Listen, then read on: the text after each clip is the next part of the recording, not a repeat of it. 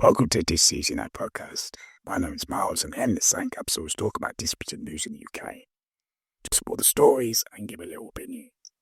Whether news outside there for disputed news.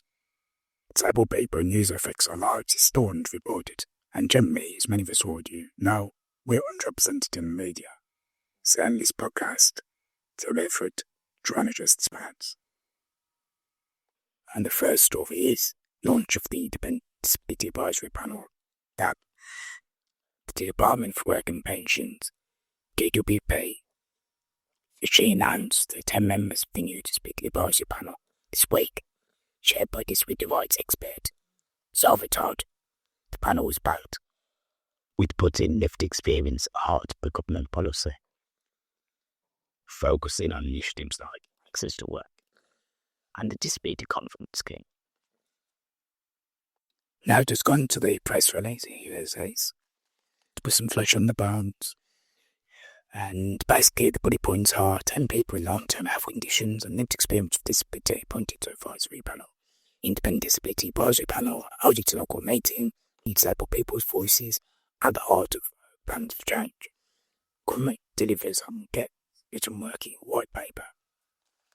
Pledge to ensure lived experience guides decision making. Okay, well, let's get into this. Yes, we talked about this back in this, I think it was when the news started to surface. I think it was a summer, and we'd already had news of the courts. We'd had a letter from say 100 people that was in the Guardian, and there's already talks there. Speed community and then disabled-led groups, about disabled people's organisations, basically saying that they were rethinking about coming to the table to discuss changes of government. And there was backlash from certain sports of the charities saying basically if they went to the table with the government, then they would be, going against disabled people's wishes and basically just being people. It's going to discuss basically the drawbacks all against, because obviously my opinion is that, some representation is better than no representation, because it's been up the table at all, and obviously they'll just do what they're going to do, and they'll say that they offered representation and no one took it. At the same time, I get the sceptical disabled people, individuals that are being hurt by these cuts, and put in the context of previous 14, 15 years of Tory and originally coalition cuts, and the scepticism is real, because obviously what we're seeing is a wave of further cuts, and as I've said previously, there's more to come. So I think, what good will this do? Who knows? At least it's a voice at the table. Look, so people know that they know that, some things will be taken on board. Government hasn't agenda, then it was agenda. As you've seen many times before with many reforms, they'll take bits of things they suggest, but ultimately they'll mould their plans going forward, and they'll present whatever lived experience people they get as, they will shape your policy, even if the policy is what, represents the people, organisations want it to be. That's just politics, ultimately, there's no political, very few, if any, political policies that are shaped, but top down, I say top down, but, socially aware policies that I'd argue that, the ground upwards, and, those on the ground to speak about their experiences. They try and shape what they think as systems and changes should be, but ultimately, those in power, politicians and other lobbyists with other concerns, all basically take elements of that, but ultimately they will shape it to a policy that they see is fit for, every agenda that government and or cross-party support sees fit, and that's just power ultimately. Look, we'll see how it goes, but is it going to change? If the cuts down the line, they can have a massive say on access to work and what changes are, and the positive changes of, can love you any time during the podcast. It's completely starting again, work ability test, and it's completely picked up your starting again, but they'll do that because it doesn't feel the economic argument they're trying to make it. It doesn't feel what I've said many times before, which the scenario where I genuinely don't think that, there's no political figure that don't want to empower disabled people, but I'd be sceptical that that's actually what they want when you look at everything that's happening there. That's 40 years going forward and what's on the cards. I doubt we're going to see the positive change that we need, really. The argument said it's not possible. And I think we're going to see the erosion of more rights, really, which is fortunate, but seems that it's the world becoming that, hopefully. Among, and, this will have a positive benefit, and we'll see a rollback of some of those, policies that we've seen over the last 14 years, but, look, all they can do is have some kind of influence, have some kind of shape, and give their input from what they see from the ground, from all the people, and give us a voice. You can't expect anything else from them. They're not politicians. They're not, ultimately, they're lobbyists, if you want. They're lobbyists with the least amount of and cachet and money and imprint in the room. And ultimately, that's how it's going to pan out. And, they can have very small imprints. That's just how the world works. So we hope that they will get some small wins and small games, and then at least within the process that are there, we get a little bit of reform that makes things easier for their people going forward. I mean, that's the best we can hope for. I mean, just to go back to the press release, and I think it's very telling that it says the panel will run separately to the team's review of the personal independence payments, and will have a wider reading across health and disability policy, where expertise and insight will be shared between the two. Well, run separately to review substantial, process about unemployment, disability benefit to work. To me, that's a dead unique, and to me, that kind of plays into my skepticism about the health mark. But yeah. The second headline is warning of benefit cuts on employment insurance. Since advice and other advisory groups have raised alarms over the government's Pathways to Work Green Paper, the report suggests that many disabled people currently on employment support allowance could be moved to the new time-limited unemployment insurance. UI critics warn this could lead to significant income drops and inappropriate job-seeking requirements of those unable to work. Details call it in the big issue. There's country to since advice, more than 80% of its voters say that people couldn't be eligible for the highest rate of new start employment. And support allowance ESA, which the government is planning to scrap, will be unlikely to return to work if and when they lose their benefits. Once to replace long-term New Start ESA awards with a new, much more time-limited benefit called unemployment insurance. It is not yet known whether current claimants will be forced to switch over or when the new benefit might be rolled out. The proposed unemployment insurance system could actually reduce expenditure contributory unemployment benefits by at least $2 billion per year, into the long-duration New Start employment and support allowance supports for poor ones. At retirement income related to health and disability benefits being caused on future best independent payments and consideration. This is difficult to justify, and many of the people who will be affected are already experiencing hardship. The government announced its plans to introduce in its motivation to work with paper strategy would be a major reform contribute to benefits which people qualify by paying national insurance when paid work. You are able to place two existing contributor benefits. New Start SA, which is based on sickness and disability. The New Start Job Seeker Allowance is paid for 6 months to able-bodied people who are out of work. Virtually all New Start SA payments are in the support group, which is for people with severe illness and pays a higher active benefit. These payments continue until the claimant reaches retirement age or the health improves. Or you would pay more than New Start SA, you would pay the same. The New Start is a support group, and crucially, as this green paper just says see those payments, but only lasts 6 to 12 months. Again, this kind of, goes back to what I was saying previously in that previous article, but, one goes bleeds into the other.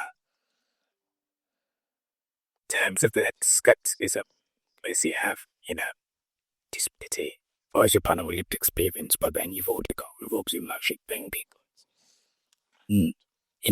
as well as holding emotion, how much is lived experience, fit into that, because you can bet your bottom dollar, everyone in that, all those representatives will say the same thing when, store growth, benefits in reform are getting to work, it will be, and benefits will country, as obviously previously, they want separately to many benefit reform talk about, so access to work, etc. All to work. A lot of people's bit experience, so you can't talk about one without the other. Effectively, the equaling of their involvement in key areas, then that just kind of says that these benefits will go through regardless of their consultation. Obviously, quality duty right to consult, etc. and so forth that came in, with the DDA amendment 2004, it's duty to consult. It's not duty to listen, and it just seems like a kind of bad from, the House of Peers to say, look, see, we're getting so people involved, being around the table, what borrowed money, things have changed. I mean, these courts will go through regardless, gradually. The next headline is High Court Challenger over council tax. Some residents have been granted the High Court judicial review this week to challenge the authorness of local council tax reduction scheme. The claimant argues that the current assessment method for those on universal credit unlawfully penalises disabled residents for a similar successful challenge against traffic grants. These stories from Garden North Chambers website, and it says on the 9th of January 2026, the High Court granted disabled resident and immature permission to proceed with this judicial review, changing the lawfulness of some state council's tax reduction scheme. Permission was given on all grounds: discrimination, sanity, and compliance with the public sector quality duty. Claim will proceed to a substantial hearing in the next few months. The majority is able to adapt to work due to multiple physical and mental health conditions. There are some benefits which are entitled to the manage in fact these conditions. Some of the council's tax reduction scheme Mr. Betroy previously not being required to pay any council tax. However, after he migrated from legacy benefits to universal already, some of the council requested his entitlement.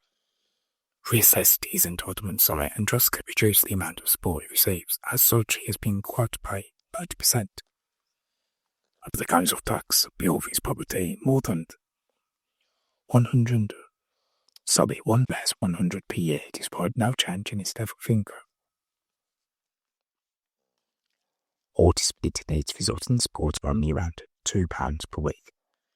Which argues that the way the council assesses council tax reduction for residents who receive universal credit and often penalise disabled people and those with additional needs.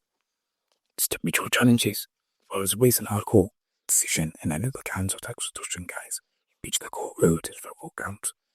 tax reduction scheme was unlawful. Tom Wisdom represents the two Trafford residents who brought that challenge. Both cases raised crucial questions about local authorities across England and Wales design council tax reduction schemes and the situation given to former poor and disabled people with limited income. We'll give it a nice build on that case, see how it turns out. Hopefully, he'll get some kind of win in his favour. Just seem rather steep. The charges, but we'll see.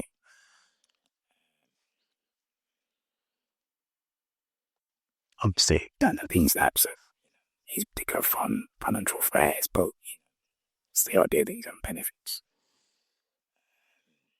Interesting to see what ruling comes out and how that has effect going forward for all councils.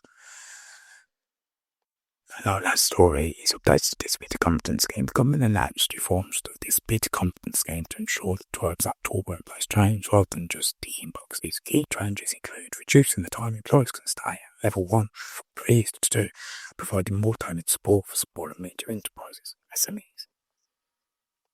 Again, just looking at this story, it says also they're connecting employers so they can access P2P support and share good practice practical resources. They can tap into schemes for potential affecting the views of that move back schemes that college flexible experiences.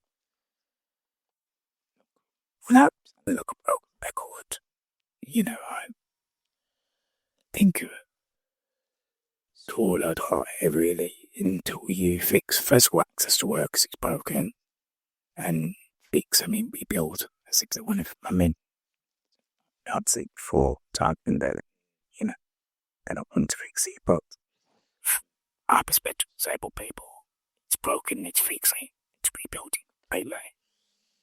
And also, on general, is an issue, regardless of disability, and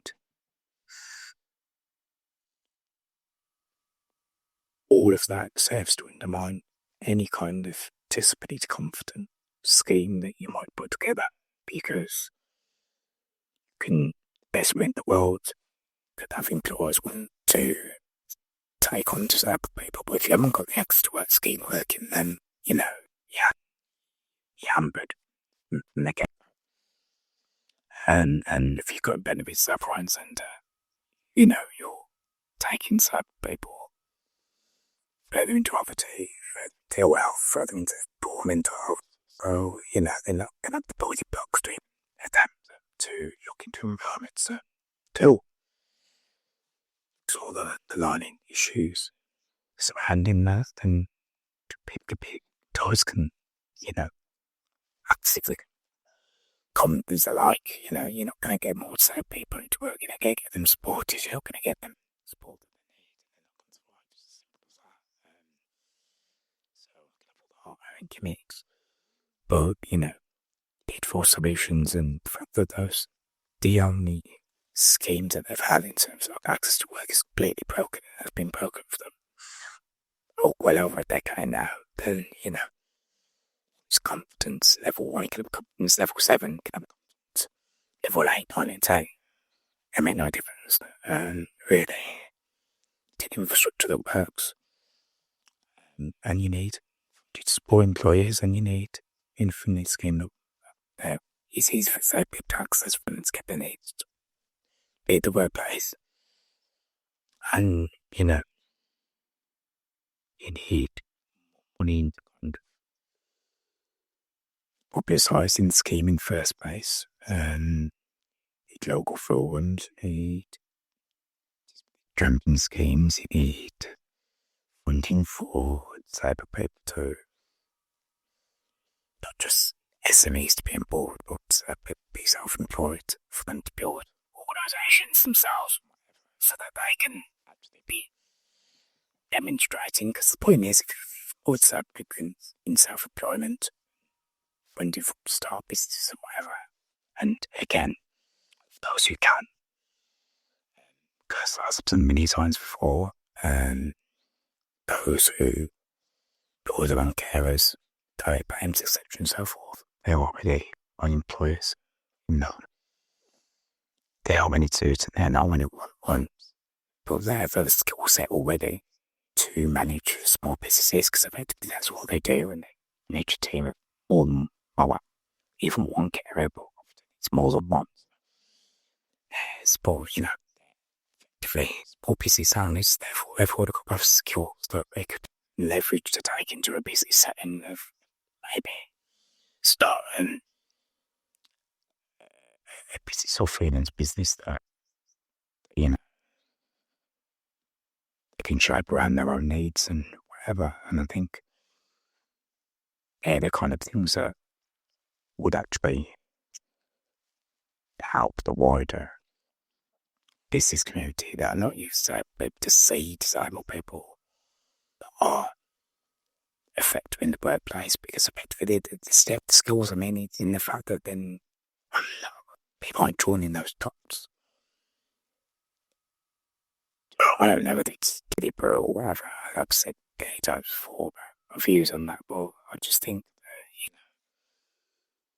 it's the trick with that, really, because, the skills a lot of the time already there, whether the health goes with that.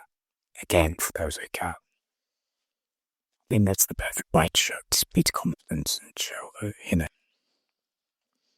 actually show real life examples that said people are capable of workplace and are capable of being leaders and already leaders and already practitioners in their own life.